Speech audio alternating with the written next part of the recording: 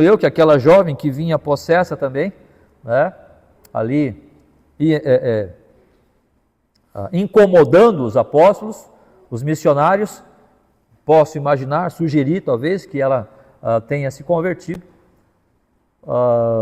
O carcereiro, que se converteu, ele e toda a sua família, está aqui uma igreja. Está ali uma igreja.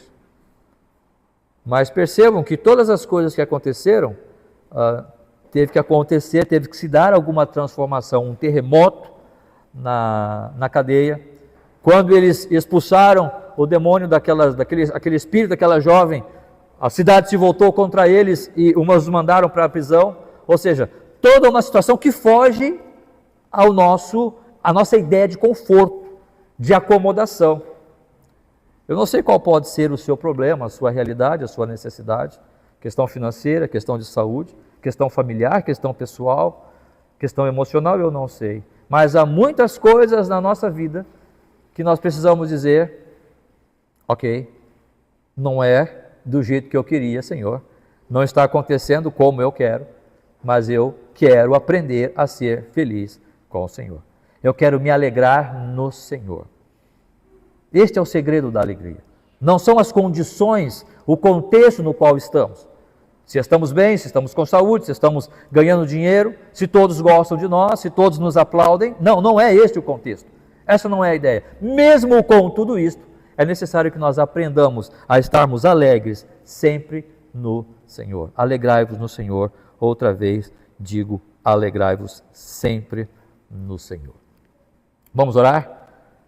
Nosso Deus e Pai, nós queremos te agradecer pela oportunidade que temos de estar aqui, servir ao Senhor, reunidos-nos ao Pai, para meditarmos na Tua Palavra, ouvir aquilo que o Teu Santo Espírito quer falar a nós, aos nossos corações, a cada um de nós, pois necessitamos desse aprendizado constante. Muito obrigado, Pai, por cada um que aqui está, que o Senhor esteja abençoando e dando a Tua graça. Oramos, pedimos e agradecemos em nome do Senhor Jesus Cristo. Amém, Senhor.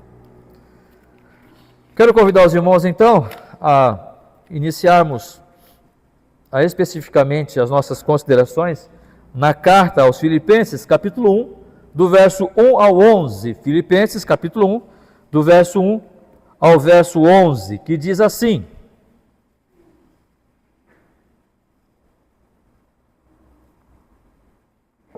Filipenses, capítulo 1, do verso 1 ao 11, vai dizer o seguinte: Paulo e Timóteo, servos de Cristo Jesus, a todos os santos em Cristo Jesus, inclusive bispos e diáconos que vivem em Filipos. Graça e paz a vós outros, da parte de Deus, nosso Pai, e do Senhor Jesus Cristo. Dou graças ao meu Deus por tudo que recordo de vós, fazendo sempre com alegria súplicas por todos vós em todas as minhas orações, pela vossa cooperação no Evangelho desde o primeiro dia até agora. Estou plenamente certo de que aquele que começou boa obra em vós há de completá-la até o dia de Cristo Jesus. Aliás, é justo que eu assim pense de todos vós, porque vos trago no coração, seja nas minhas algemas, seja na defesa e confirmação do Evangelho, pois todos sois participantes da graça comigo. Pois minha testemunha é Deus, da saudade que tenho de todos vós, na eterna misericórdia de Cristo Jesus. E também faço essa oração, que o vosso amor aumente mais e mais em pleno conhecimento e toda percepção, para provardes as coisas excelentes, e serdes sinceros e inculpáveis para o dia de Cristo, cheios do fruto de justiça, o qual é mediante Jesus Cristo, para a glória e louvor de Deus. Paulo inicia a sua carta, então, àqueles irmãos. Paulo já não estava mais em Filipos, Paulo já estava em outra situação, e Paulo estava preso, na verdade, quando ele escreve esta carta.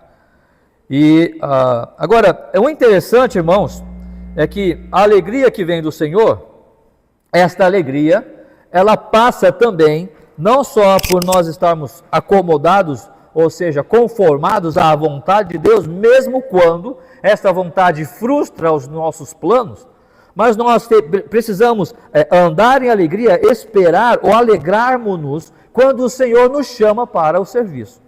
Quando o Senhor está trabalhando em nós para que nós, mediante o trabalho dele em nós, possamos realizar tarefas que possam ser bênçãos para outros, seja na manutenção da igreja, seja na propagação do Evangelho, seja na cooperação com outros irmãos, com missionários, enfim, seja no próprio trabalho que Deus está realizando em mim. Porque todas as coisas que acontecem Paulo vai dizer aos Romanos, capítulo 8, todas as coisas cooperam para o bem daqueles que amam a Deus. E nós precisamos estar alegres com isso, contentes com isso, felizes com isso. Não é o que nós vamos receber no nosso dia a dia. O que vamos receber de mensagem, de orientação, de escola no nosso dia a dia, você precisa ser satisfeito nas suas necessidades. Você quer aquilo, você precisa ter, e você precisa ter agora. Porque se você não tiver agora, o seu vizinho vai estar melhor do que você. E se o seu vizinho ficar melhor do que você vai ficar por baixo. Você é um fracasso. Você precisa lutar, você precisa conseguir, você precisa ter. E você precisa ter o melhor. É isso que nós aprendemos todos os dias. É isso que nós ouvimos nas propagandas, na luta pelas posições, galgar posições elevadas na sociedade, status, dinheiro no bolso, condições de ter, condições de fazer, condições de ir. Se eu não tiver isto, então eu não tenho alegria? Não. A minha alegria está em servir ao Senhor. A minha alegria está em perceber que o Senhor está trabalhando na minha vida, que Ele está transformando o meu ser a cada dia. E para isso, Ele quer me transformar para usar-me no serviço dEle, na obra dEle, porque é isto que importa. Ou não? O que importa, de fato? O que nós angariamos, construímos e fazemos para o nosso bem-estar material, financeiro e físico? Ou o que nós estamos buscando para a vida eterna? Sempre falamos isso e nunca encarece demais se repetirmos. É claro que nós não estamos falando aqui que não possamos ter bens ou buscar melhorar financeiramente, intelectualmente, não é isso que estamos falando. Mas não é este o nosso objetivo principal. Não é isto que vai trazer ou embasarmos a nossa alegria, o nosso prazer, satisfação, mas sim em estarmos servindo ao Senhor. Porque Deus opera em cada um de nós, em cada um daqueles que um dia encontraram-se e serviram, entregaram as suas vidas a Cristo Jesus. O Senhor vai operar na sua vida, o Senhor vai trabalhar em você, para que você possa então servir, ser uma ferramenta nas mãos dele para o serviço. Estamos contentes com isso? Estamos felizes com isso? Amém, que assim seja. E como é que Deus começa fazendo isso? Através dos dons que Deus nos dá. Temos falado já também, mas sempre importante relembrarmos-nos a respeito disso com relação aos dons. Deus dá-nos dons para servirmos. E já perguntei e faço de novo a mesma pergunta: qual é o seu dom?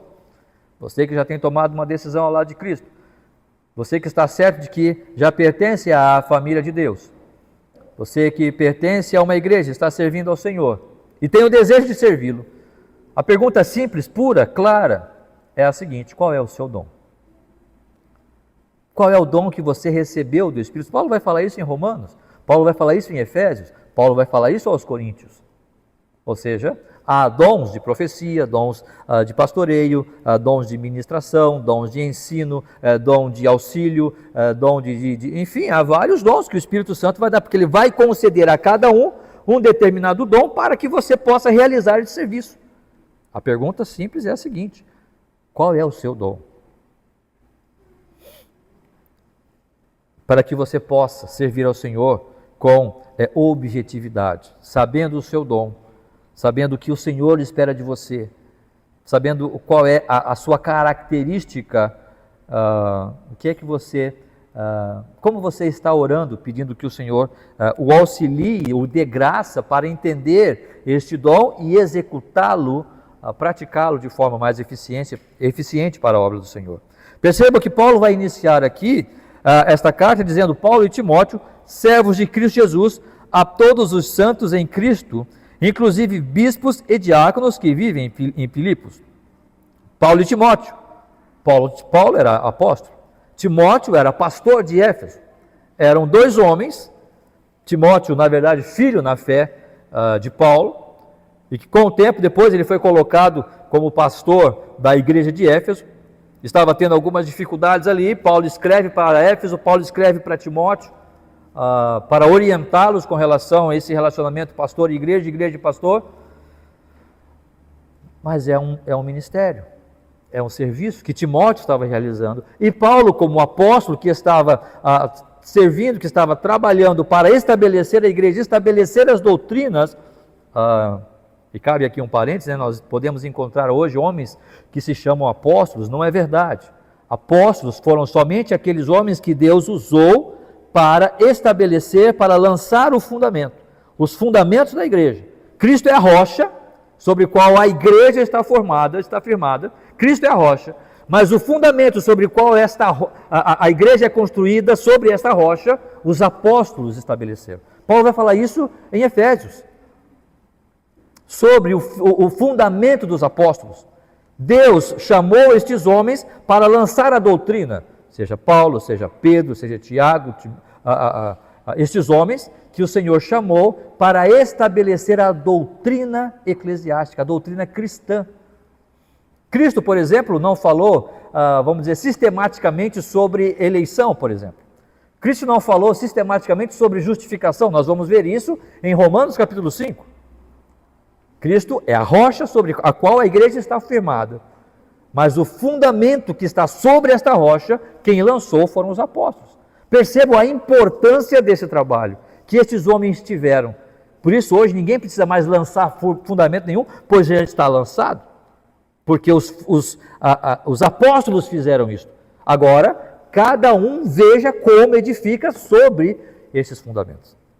Sobre a doutrina que foi lançada pelos apóstolos, homens que Deus chamou para a obra do Senhor. Desta forma, nós temos também, Paulo vai citar aqui, e em Filipos, na igreja de Filipos já havia bispos e diáconos. Percebam que a igreja cresce de tal forma que agora eles precisam estabelecer ali bispos, ou pastores, ou presbíteros, não é? Que para nós é a mesma coisa, seja bispo, presbítero e pastor, são só terminações diferentes da mesma função. Né? E diáconos.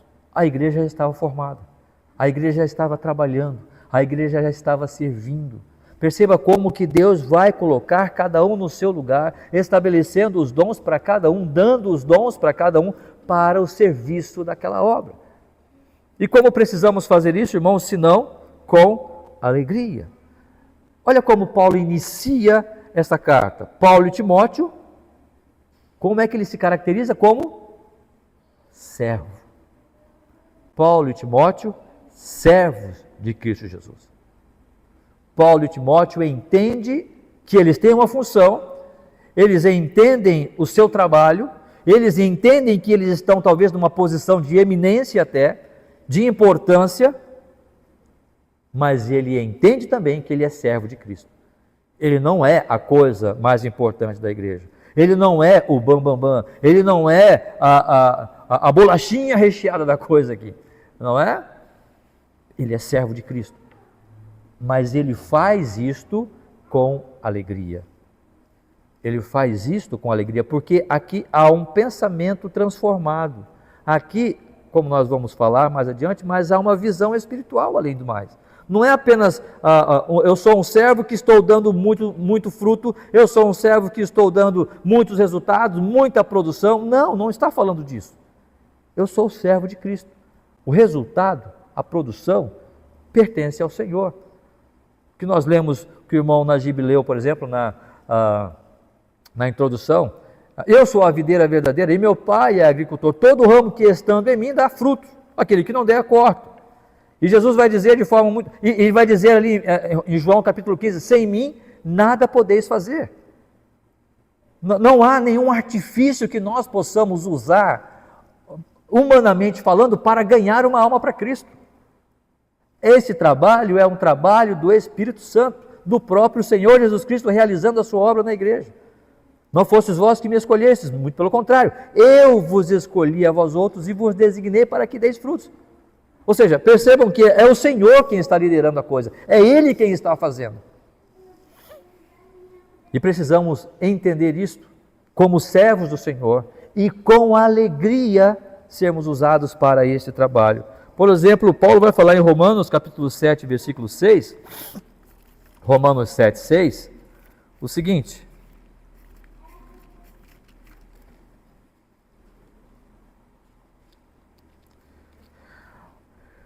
Agora, porém, libertados da lei, estamos mortos para aquilo que estávamos sujeitos, de modo que servimos em novidade de espírito e não na caducidade da letra.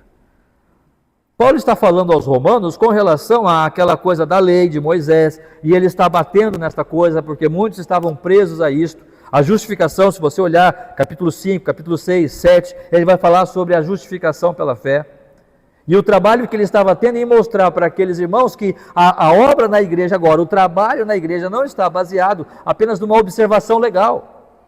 Não, nós estamos vivendo libertados da lei, estamos mortos para aquilo a que estávamos sujeitos, de modo que servimos em novidade de espírito e não na caducidade da letra. Ou seja, agora, o trabalho da igreja é esta dependência do Espírito constante, e este Espírito, cujo o fruto dele é amor, alegria. Né? Vamos servir ao Senhor em novidade de espírito, ou seja, sendo renovado a cada dia, e esta alegria sendo renovada em nós para o nosso serviço constante na obra do Senhor, independente da posição que estejamos. Seja apóstolo, que não tem mais, né? Pelo menos da nossa concepção, apóstolos que já fizeram o seu trabalho, pastores, ou bispos, ou presbíteros, ou diáconos, enfim, e todos os outros dons que possam haver, professores, mestres, auxiliadores, contribuístas, aqueles que têm o dom da contribuição, dom do serviço, e por aí vai. Cada um na sua função. A alegria deve estar demonstrada na nossa característica diária em servir ao Senhor.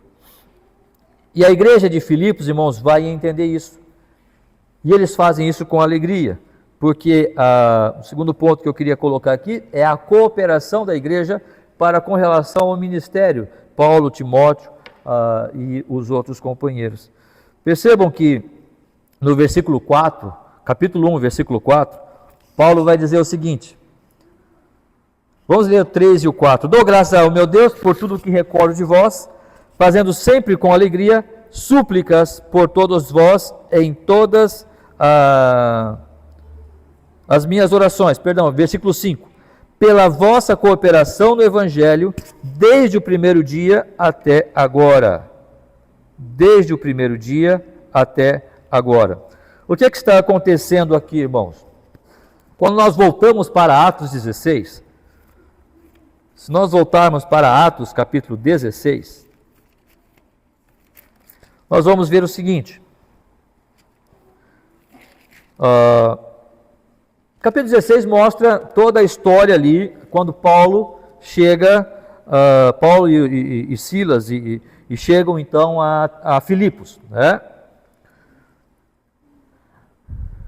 Versículo 40, quando eles são libertos da prisão, toda aquela situação da prisão, Atos 16, 40, vai dizer o seguinte: tendo se retirado do cárcere, dirigiram-se para a casa de Lídia, e vendo os irmãos, os confortaram, então partiram. Tendo sido usados por Deus para converter aquelas almas, Lídia, o carcereiro, a família do carcereiro e quantas outras surgiram, né? No capítulo, eles vão embora. Versículo 40 diz que eles então partiram. No capítulo 17, então vai dizer, tendo passado por Anfípolis e Apolônia, chegaram a Tessalônica. E lá eles começam uma nova etapa, uma nova aventura. Se você quiser ler depois, capítulo 17, você vai ver ali as coisas interessantes que se deram. Eles encontram os bereanos, né? E também ele chega em Atenas e ali dá aquela palestra ali, naquele local ali cheio de ídolos, né? Daqueles altares, enfim. Mas no capítulo 4, perceba, então Paulo, aquele grupo de homens, de irmãos, saem de Filipos e vão para onde? Para Tessalônica. Né? Anfípolis e tal, e chegam em Tessalônica e lá iniciam uma nova etapa de evangelismo. Capítulo 4, versículo 15 e 16, o que vai dizer aqui?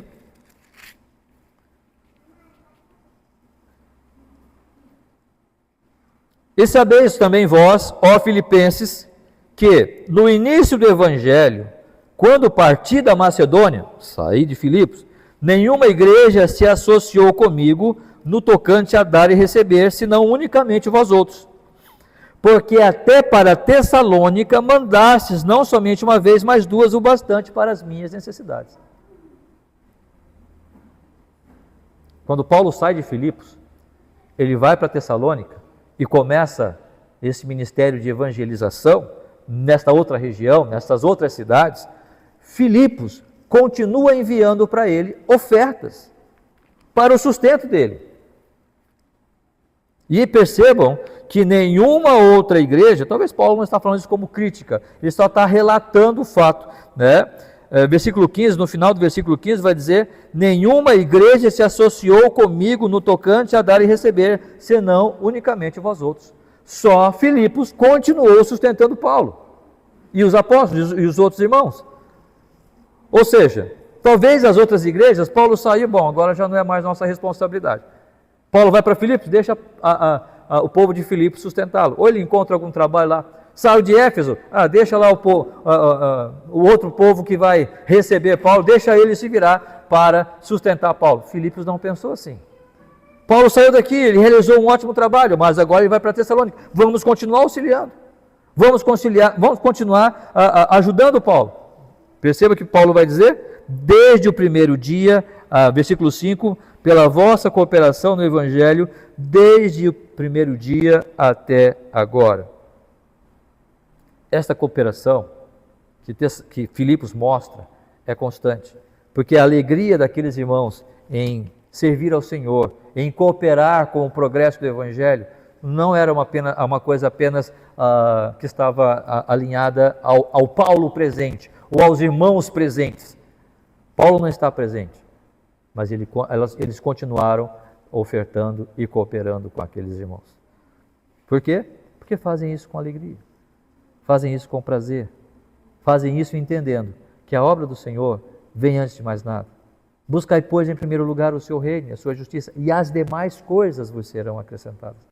É um fato, é uma realidade, é um princípio bíblico, não tem como nós negarmos isso ou pularmos isso, ou deixarmos isso para outro momento. Mas isto é necessário que encontre em nossos corações esse bom ânimo para esta cooperação. E não estou falando apenas de dinheiro, irmãos, eu estou falando do pegar, do servir, do estar junto, do fazer, vamos lá, e é o seguinte, estamos juntos, sou parceiro, bora orar, bora servir, o que é que o Senhor quer de nós, vamos lá, não é? Precisamos disso, a igreja precisa disso, a igreja primitiva precisou disso.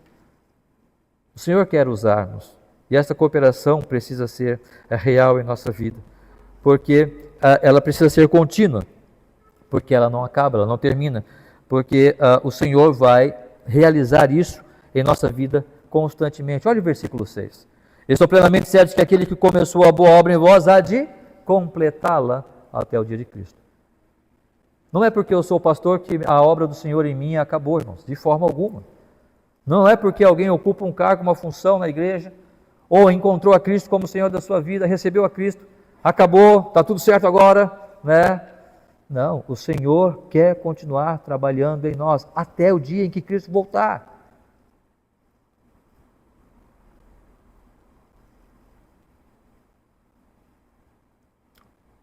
Estou plenamente certo de que aquele que começou a boa obra em vós há de completá-la, porque ela não está completa. O trabalho que o Senhor quer realizar em nós, de transformação, de aperfeiçoamento, de maturidade, continua constante. Quando Cristo voltar, então, aí nós vamos entregar a Ele tudo o que nós fizemos, tudo o que nós realizamos para Ele. Paulo vai dizer aos Coríntios, né? Vamos lá, Coríntios capítulo 2. Primeiro aos Coríntios 2.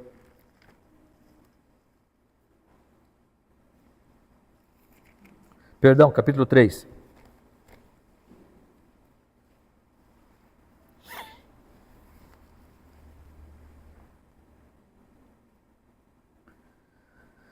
A responsabilidade dos que ensinam, não sei como é que está na sua Bíblia ali, né? Mas aqui está falando sobre essa responsabilidade que temos de servir, né? De transmitir o Evangelho.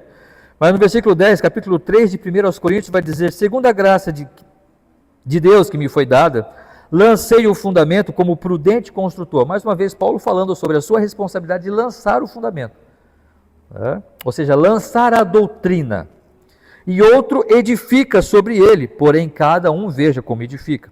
Porque ninguém pode lançar outro fundamento além do que foi posto. Uma vez posto o fundamento, uma vez posto o fundamento da justificação, da regeneração, o fundamento da eleição, da predestinação, da glorificação, uma vez colocado sobre isso, não tem mais o que falar. Esta é a verdade. Contudo, versículo 12: se alguém edifica sobre o fundamento, é ouro, prata, pedras preciosas, madeira, feno, palha, manifesta se tornará a obra de cada um, pois o dia a demonstrará, porque está sendo revelada pelo fogo, e qual seja a obra de cada um, o próprio fogo o provará. Se permanecer a obra de alguém que sobre o fundamento edificou, esse receberá galardão. Se a obra de alguém se queimar, sofrerá ele dano, mas esse mesmo será salvo, todavia, como que através do fogo. Percebam que aqui não está falando de salvação. As obras aqui não estão falando de salvação. É muito interessante, irmãos, falar sobre isso, porque como é difícil. Como é difícil. Eu sempre falo isso. Você senta com alguém para falar sobre o Evangelho. O que é o Evangelho? O Evangelho é a graça de Deus em Cristo Jesus, ou seja, Cristo morreu pelos meus pecados na cruz do Calvário. E eu preciso receber essa mensagem, eu preciso aceitar essa mensagem, eu preciso entender essa verdade, que Cristo morreu por mim para a minha salvação. E a única coisa que me salva é Cristo na cruz, e nada além de Cristo. E você senta com a pessoa, e você explica para ela sobre essa verdade. E ela talvez pode dizer assim: não, eu sou salvo. E você pergunta: mas por que você é salvo? Se Cristo vier hoje, ou se você morrer hoje, o que te dá a garantia de que você entrará no céu? Porque eu sou uma pessoa boa. Meu Deus, eu acabei de te explicar que não é obras. As obras não vão te salvar. Você ir para a igreja, você ser batizado, ou você ajudar alguém, isto não vai salvar você. Isto não garante a sua salvação. É Cristo, é você olhar para Cristo, entender que você é um pecador e você está indo para o inferno. E você precisa dele para a sua salvação. As suas obras de nada valem. Você vai para o inferno com as suas obras. Esta é a realidade do Evangelho. E como é difícil você explicar isso para as pessoas, porque nós não temos condições de explicar isso. É o Espírito Santo que vai fazê-lo. E às vezes nós ficamos querendo chacoalhar a pessoa para abrir a sua cabeça e dizer: não são as suas obras, criatura. Mas não adianta fazê-lo, porque é o Espírito Santo quem vai convencer. Porque Paulo aqui aos Coríntios não está falando sobre salvação, está falando de alguém que já recebeu a Cristo como Salvador. E em servir ao Senhor, como eu estou fazendo isto. Perceba que ele vai dizer: se a obra de alguém se queimar, sofrerá ele dano, mas esse mesmo será salvo, todavia, como que através do fogo. Ele está falando de crentes, da igreja. A questão aqui não é salvação, mas é por que eu estou aqui falando. Por que eu estou aqui? Eu tenho prazer, alegria, satisfação em servir ao Senhor, pelo fato de estar aqui servindo. Quando você serve ao Senhor, quando você proclama o Evangelho, você faz por obrigação ou você faz com alegria? Quando você vem para a igreja, você vem... aqui para a igreja de novo. Eu não vou, amanhã o pastor vai me ligar, não quero. Mas eu vou, vai fazer o quê? Domingo, que legal. Pessoal, vamos lá, se preparar, vamos lá, está na hora, culto, igreja, vamos lá, quero cantar ao Senhor, quero ouvir a palavra, quero rever meus irmãos, vamos lá, alegria. Precisamos entender isso. Por que fazemos?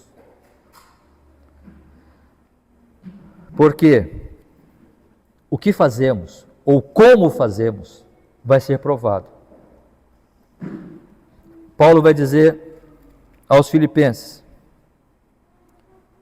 Versículo 6. Aquele que começou a boa obra em vós, há de completá-la até ao dia de Cristo Jesus. Um dia Cristo vai voltar.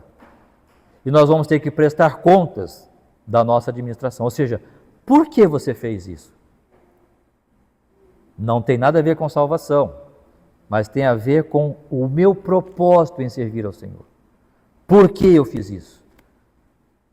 Versículo 13 de 1 Coríntios, voltando ali. Manifesta se tornará a obra de cada um, pois eu não sei na sua Bíblia, mas na minha Bíblia está um dia maiúsculo. Que dia é este? O dia de Cristo. Todo cristão haverá de comparecer perante o tribunal de Cristo, para colocar diante do Senhor as suas obras. E estas obras, nós vamos olhar, o Senhor vai olhar e vai julgar, e vai julgar com o seu fogo, não é? O seu juízo, e vai dizer o que você fez e por que você fez. Você ensinou, você falou, você serviu porque você queria brilhar, ou porque você havia alegria no seu coração em me servir? Porque você é uma pessoa transformada, uma pessoa renovada no Espírito e quer servir na novidade do Espírito. Aonde estamos? O que estamos fazendo? Precisamos olhar para nós a cada dia, irmãos. E precisamos buscar esta alegria em servir, em cooperar com o Senhor constantemente. Porque a obra não terminou. Estou plenamente certo que aquele que começou, Cristo começou esta obra em nós, mas Ele vai completá-la até o dia de Cristo. E como estamos fazendo isso? De que maneira estamos realizando isso? E não é só de falar. Não é apenas de falar, de boca, não, estamos falando de participação prática. Lembra no capítulo 4 de Filipenses, que Paulo vai dizer que os filipenses contribuíram com eles desde o primeiro dia até agora, mas como contribuíram? Através das suas finanças, eles tiraram, foram lá e contribuíram financeiramente com a obra. É o trabalho prático. Paulo vai dizer aos Gálatas também, se fosse possível, vocês tirariam os próprios olhos para as mãos dar, porque Paulo tinha problemas nos olhos, segundo alguns entendem, né? Alguns teólogos entendem. Me receberam como um anjo, e se fosse possível, vocês teriam tirado os próprios olhos para me dar, para que eu fosse suprido na minha necessidade. E em outro momento Paulo vai dizer, veja com que grandes letras escrevo, dando a entender que Paulo realmente tinha um problema de visão, e esse problema de visão possivelmente pode ter sido quando ele se converteu daquela luz, né, que brilhou e ele ficou cego, e a partir dali sugere-se, né, que ele teve um problema de visão. E os Gálatas acolheram ele e estavam prontos, como Paulo mesmo vai dizer, a tirar os próprios olhos para dar a ele, para ele poder realizar o trabalho. É trabalho prático, não é apenas de falar. Orar, vamos orar, claro, precisamos orar. Orar é a base de tudo, a oração é a base de tudo, mas há momentos que não temos que só orar, temos que orar e agir, e servir, e organizar o nosso horário, talvez nos dispor e dizer assim, nos abnegarmos de alguma coisa, não, eu não vou poder pegar isso, porque eu tenho um ministério na igreja, não vou poder, não conte comigo nessa coisa, porque eu tenho um trabalho na igreja, eu quero servir também ao Senhor na igreja. Eu tenho que trabalhar, sim, eu tenho que estudar, tenho que me aperfeiçoar na minha profissão, claro que sim, tudo certo, mas eu também tenho um ministério na igreja e eu quero dar a minha participação lá. Faço isso com alegria. E por isso eu busco servir ao Senhor, porque eu faço com alegria, de forma prática, não apenas de falar.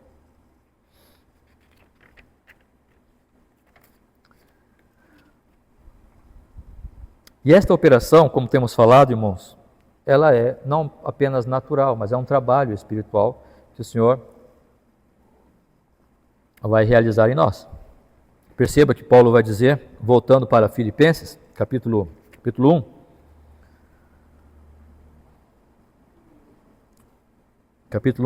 vamos ler,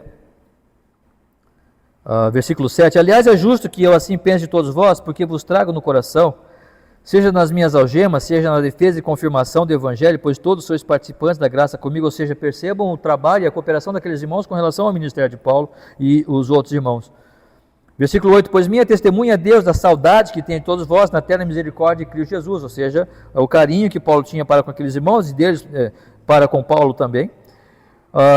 E também faço essa oração, percebam, e também faço essa oração, que o vosso amor aumente mais e mais em pleno conhecimento e toda percepção.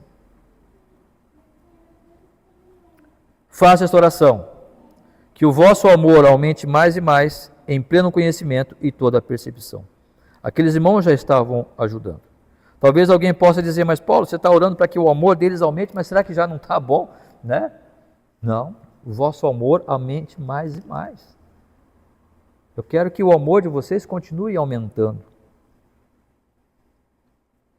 Em conhecimento e percepção. O que vem a ser isto?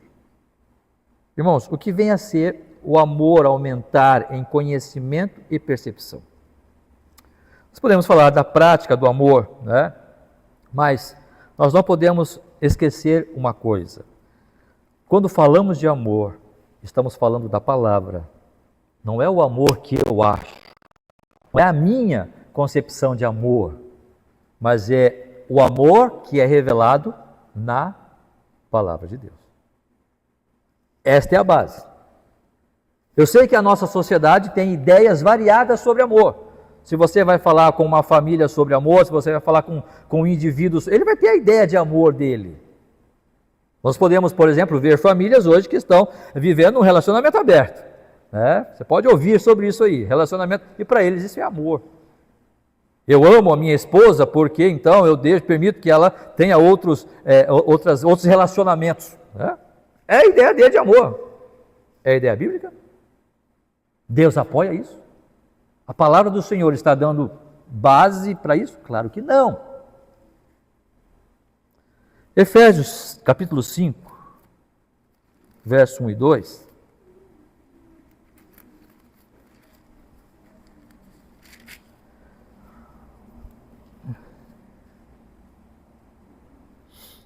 Olha o que é amor.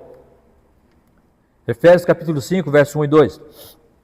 Sede, pois, imitadores de Deus como filhos amados, e andai em amor, como também Cristo nos amou, e se entregou a si mesmo por nós como oferta e sacrifício a Deus, em aroma suave. O amor, o modelo de amor, é o mesmo amor que Cristo revelou na cruz. É um amor sacrificial. O amor que estamos vendo hoje, irmãos, é um amor não sacrificial. Não, eu não me sacrifico. Eu te amo até que tudo está de acordo com o que eu quero. No momento que a gente começar a discordar sobre determinadas coisas, acho que acabou por aqui, vamos cada um para o seu lado, acabou o amor. Não, o amor bíblico é o amor sacrificial. 1 de Pedro 1, 22. 1 de Pedro 1, 22.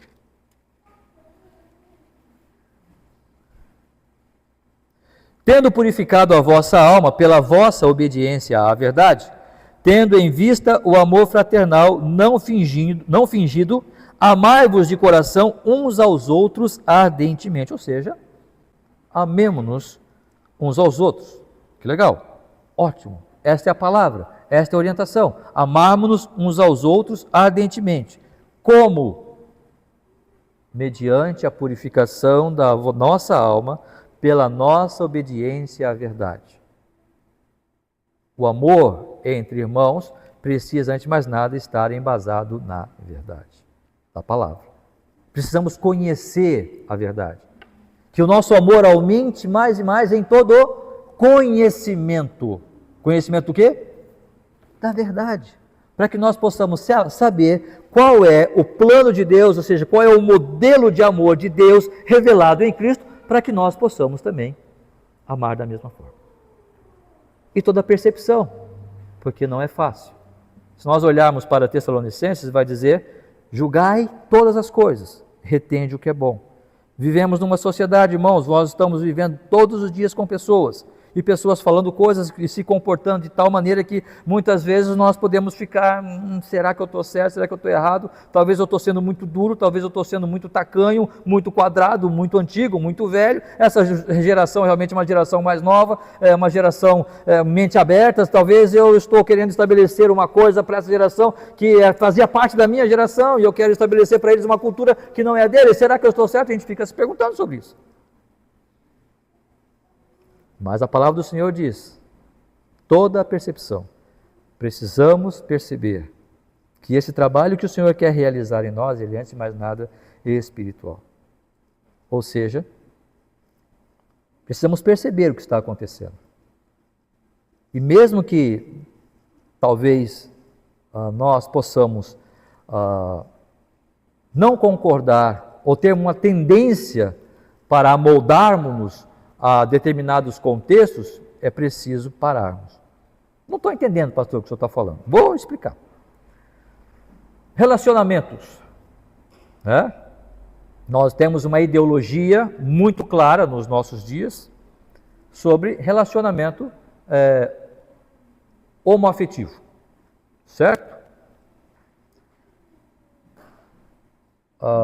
Então nós precisamos amar o próximo ao ponto de permitir que ele faça o que ele quiser, ame quem quiser, case-se, se una, se relacione com quem ele quiser, certo? Errado. A palavra do Senhor é muito clara com relação a isso. É muito clara com relação a isso.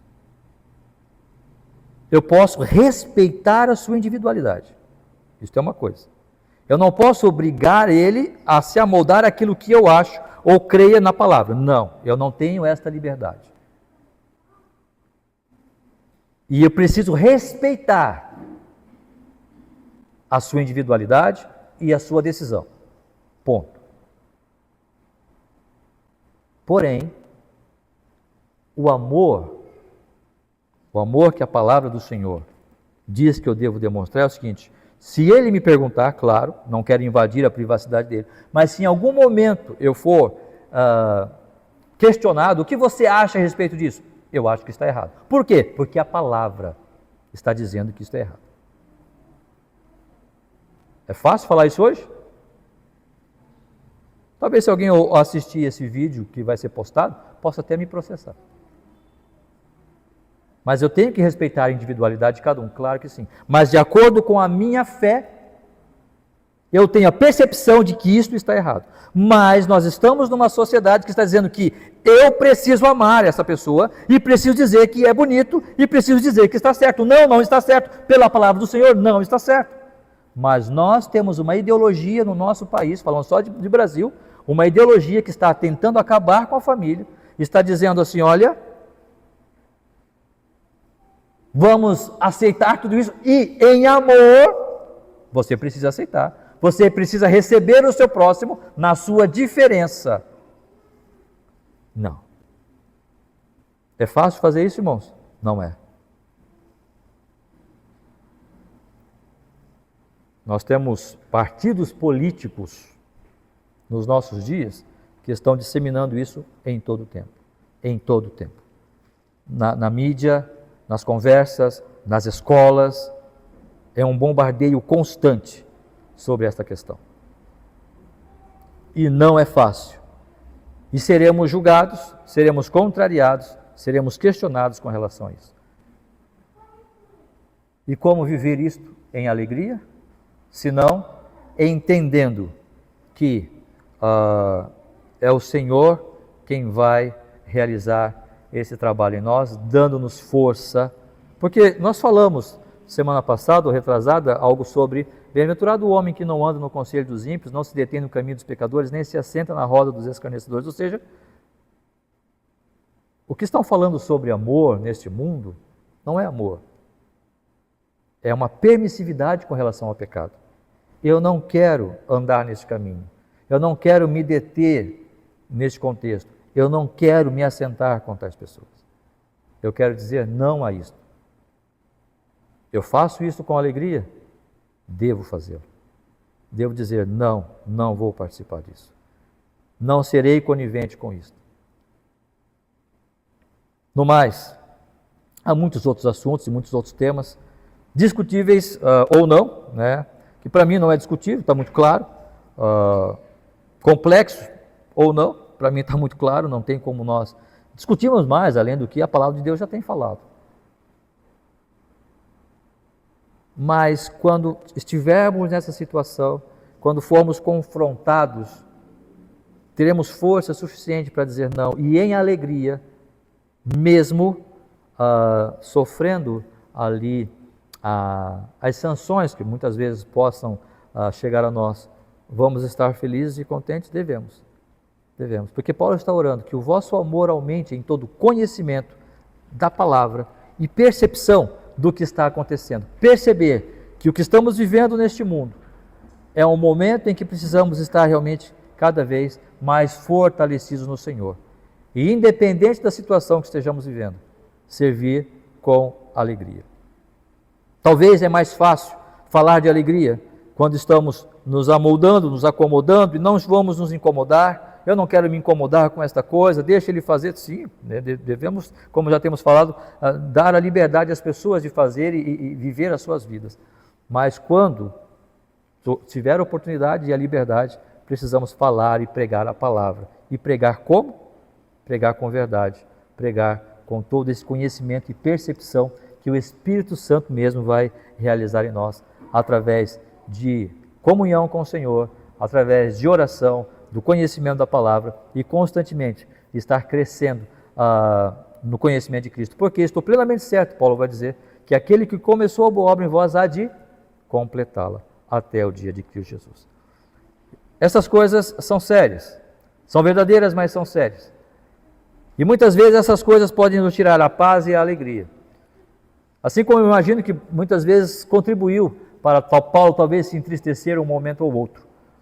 Os apóstolos, os outros discípulos, os outros companheiros de missões, mas Paulo vai dizer: alegrai-vos no Senhor. Outra vez digo, alegrai-vos. Alegrai-vos sempre no Senhor. O Senhor está trabalhando em nós para nos usar, e Ele vai continuar esse trabalho constante para usar-nos para a promoção, promulgação, propagação do Evangelho de Cristo Jesus. Que o Senhor nos abençoe e continuemos crescendo e servindo ao Senhor, em graça e em verdade, pela obra do Espírito Santo em nossos corações. Vamos ficar em pé e vamos orar. Estaremos encerrando o nosso culto desta manhã. Vamos cantar um coro antes de mais nada, irmãos. Aproveitar que estamos de pé, vamos cantar o coro. A alegria está no coração de quem já conhece a Jesus. A verdadeira paz só tem aquele que já conhece a Jesus. O sentimento mais precioso que vem do nosso Senhor.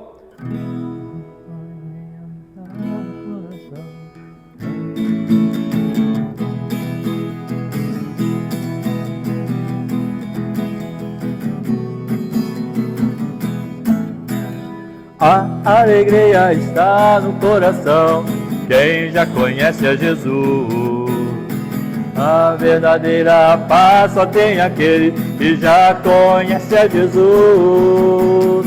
O sentimento mais precioso que vem do nosso Senhor é o amor que só tem quem conhece a Jesus. Aleluia, aleluia, aleluia, aleluia.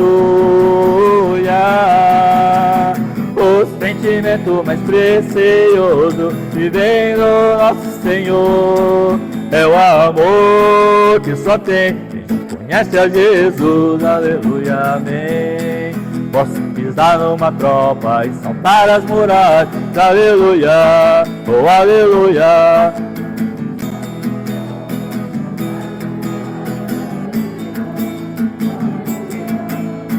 Este é a rocha da minha salvação, com Ele não há mais condenação.